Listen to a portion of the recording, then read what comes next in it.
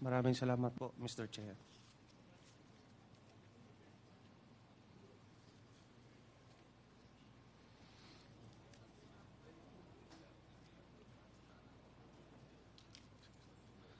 Sa mga kagalang-galang na mga mambabatas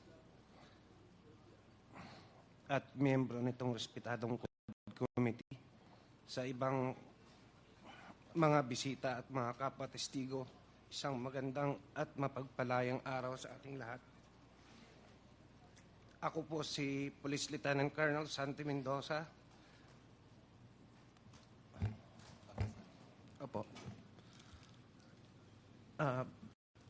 Isang PNP member at sa kasalukuyang assigned sa PNP Drug Enforcement Group.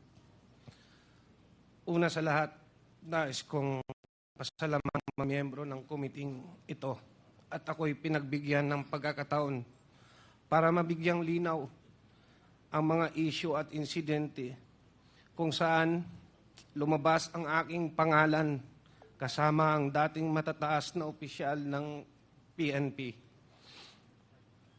Nais kong ilahad sa komiting ito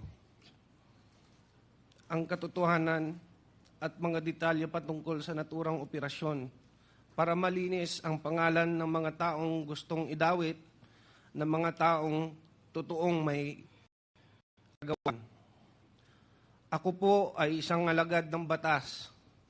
Matapat kong ginampanan ang aking tungkulin na walang pag-alinlangan at handang isakripisyo ang aking buhay para lang gampanan ang tungkuling iaata sa akin ng mga nakakataas sa akin. Nais ko pong ipaalam sa kumiting ito na may mga lumapit na po sa akin na mga mataas na opisyal at ma-influensyang tao at ipilit akong nalalagda sa ng isang preparadong sinumpaang salaysay para idiin at idawit ang mga dating opisyal ng PNP at para mailayo ang isyu sa mga totoong tao na nag-utos sa akin para gawin ang masabi ko na ngayon at mali at mapanlinlang na kautusan.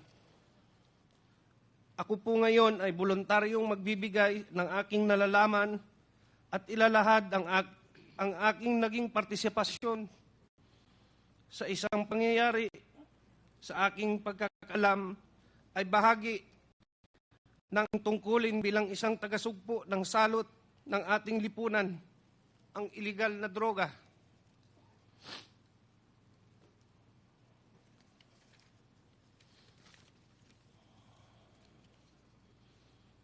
Ngunit ako po ay nalinlang at napaniwala ang ibinigay na tasking sa akin ay makakatulong laban sa droga, subalit ito pala ay ginamit sa kasangkapan para sa pansariling interes at masamang layunin. Ang paghahayag kong ito ay maglalagay sa panganib hindi lamang sa aking buhay, kundi kasama din ng aking pamilya. Subalit ako ay may tungkulin na iwasto ang aking naging pagkukulang dahil ako ay nalinlang kaya't panindigan at haharapin ko kung anuman ang kahantungan ng aking paglalahad ng katotohanan kahit ito ay maging katumbas ng aking buhay. Sana po sa aking paglabas at pagsabi ng totoo ay maibsan ang hinagpis at mabigyan ng hustisya si Attorney Wesley Barayuga at linisin ang pangalan ng mga taong idinawit lamang dito at panagutin ng tunay na may kasalanan. Sa panguli, taos-puso po akong humingi ng patawad sa mga taong naapektuhan ng pangyayaring ito, lalo na po sa pamilya Barayuga na naulila dahil sa maling gawa at panlilinlang ng taong may kinalaman nito. Mr. Chair, may I read my affidavit? Go ahead. Sige, sige lang. Ako po si Police Lieutenant Colonel Santi Mendoza, nasa tamang edad, isang Pilipino, nagtatrabaho sa PNP Drug Enforcement Group Headquarters, Cap Brigadier General Rafael T. Crami, Quezon City. Matapos manumpa alinsunod sa batas, ay nagsasaad ng mga sumusunod. Ako ay aktibong miyembro ng Philippine National Police na may ranggong Police Lieutenant Colonel. Ako ay kasulukuyang naka-assign sa PNP Drug Enforcement Group Headquarters. Noong 2019, ako ay isang police major at naka-assign sa Philippine National Police National Headquarters for the Deputy Chief PNP Administration. Noong Oktubre 2019, nakatanggap ako ng tawag mula kay Police Colonel Edelberto Leonardo na nagbababatid sa akin na mayroon siyang espesyal na proyekto na may kinalaman sa isang high-value individual. Sangkot sa mga iligal na aktibidad ng droga. Humiling Colonel Leonardo ng aking tulong sa pagsasagawa ng operasyong ito noong panahong iyon. Nagkatubili ako at sinabi sa kanya na kailangan ko munang pag-isipan bago ko tanggapin ang trabahong iyon. Sa kabila ng aking palinlangan, iginiit ni Police Colonel Leonardo na kailangan kong maging handa kapag ibinigay na niya ang go signal kaugnay ng nasabing operasyon. Sinabi pa niya na ang pagsasagawa ng proyektong ito ang magdidikta sa direksyon ng aking karera bilang isang pulis. Noong Pebrero 2020, muling nag-follow up si Police Colonel Leonardo at nagbigay ng karagdagang detalye kabilang ang pangalan ng target na kanyang tinutukoy bilang isang Wesley Barayuga na nalaman ko siya ay kalihim ng Philippine Charity Sweepstakes Office noong panahong iyon. Binigyan din niya ako ng sinopsis na naglalarawan sa umano'y pagkakasangkot nito sa iligal na droga. Matapos matanggap ang impormasyon, sinabi ko kay Sir Leonardo na dahil isang opisyal ng gobyerno ang target, mahalaga na magsagawa ako ng sarili kong verifikasyon. Ngunit sinabi niya na hindi na kinakailangan dahil ang utos ay mula kay GM Garma, Colonel Rowena Garma, na may personal na kaalaman tungkol sa mga iligal na aktibidad ng droga ni Wesley Barayuga. Sa kabila ng aking pag-aalinlangan na tanggapin ang utos na ito, sa kadahilanang isang opisyal ng gobyerno ang aming target, ako ay napilitan na lang na sumang-ayon at sumunod dahil ang utos ay mula sa nakakataas na opisyal at upperclassman ko na si Colonel Leonardo at ang utos ay galing mismo sa isang opisyal ng gabinete ni Ma'am Rowena Garma. Sa personal na aspeto, nag-alala ako ano ang maaaring mangyari sa aking karera bilang isang pulis at higit sa lahat sa aking buhay, pamilya, kung tatanggapin ko at tatanggi ako, usundin ang utos. Matapos tanggapin ang assignment, pinasimulan ko ang paghahanda para sa proyekto, kabilang ang pag-recruit ng isang angkop na tao para isagawa. Kinausap ko si Nelson Mariano, na kilala kong may network na sa ganitong klaseng operasyon. Dahil siya ang aking dating informant sa mga personalidad ng droga at binigyan ko siya ng paunang detalye ng proyekto. Gayunpaman, bago maisakatuparan ang anumang aksyon, dumating ang COVID-19 pandemic na nagresulta ng pagpapatupad ng mahigpit na lockdown. sa National Capital Region na nagpahirap upang maipagpatuloy ang operasyon noong panahong iyon.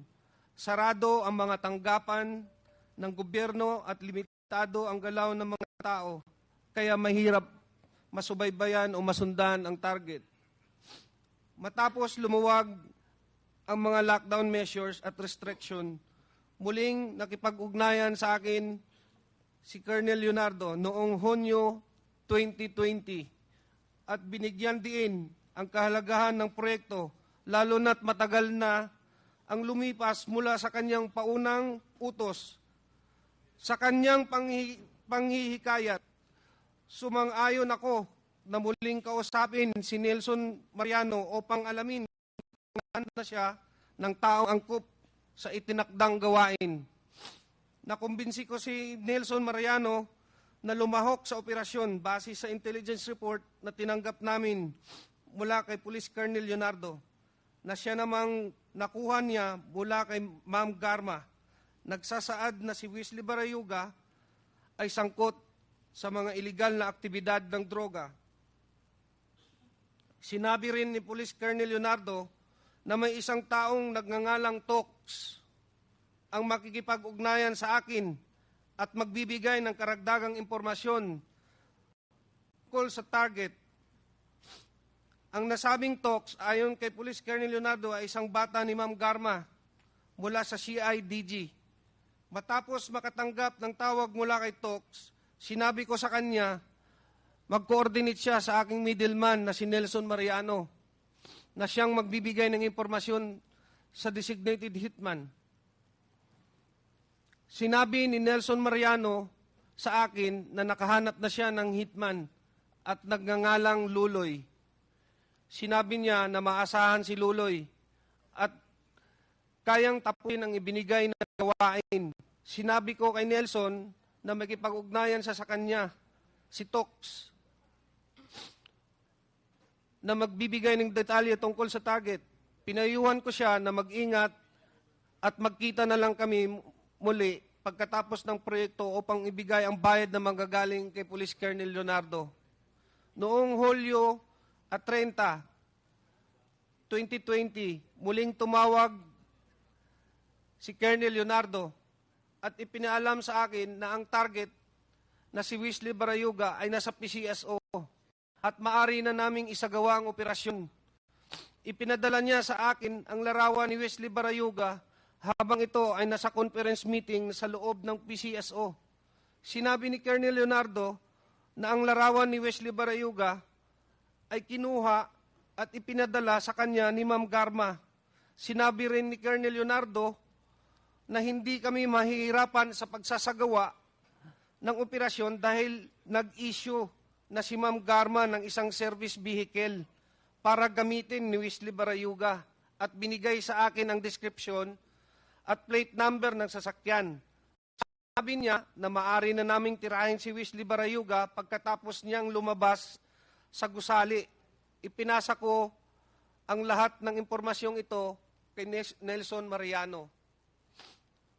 Matapos na matagumpay na naisagawa ang operasyon, ipinaalam sa akin ni Police Colonel Leonardo na si Ma'am Garma ay nagbigay ng 300,000 bilang kabayaran para sa aming trabaho. At ito ay iaabot ni Tox sa aking middleman na si Nelson Mariano. At nang magkita kami ni Nelson, inabot niya sa akin ang halagang 4,000 bilang aking bahagi sa kabayaran. Isiginagawa ko ang salaysay na ito upang patunayan ang katotohanan ng mga nabanggit na pangyayari kaugnay sa pagpatay kay Wesley Barayuga na isinagawa sa ilalim ng utos at direktiba nila Police Colonel Edelberto Leonardo at Ma'am Rowena Garma. Bukod dito, ginawa ko ang pahayag na ito ng kusa.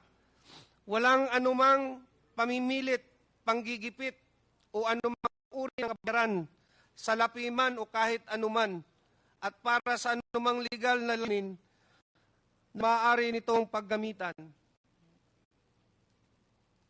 Bilang papatotoo, aking nilagdaan ang salaysay na ito noong September 25, 2024 sa lungsod ng Quezon.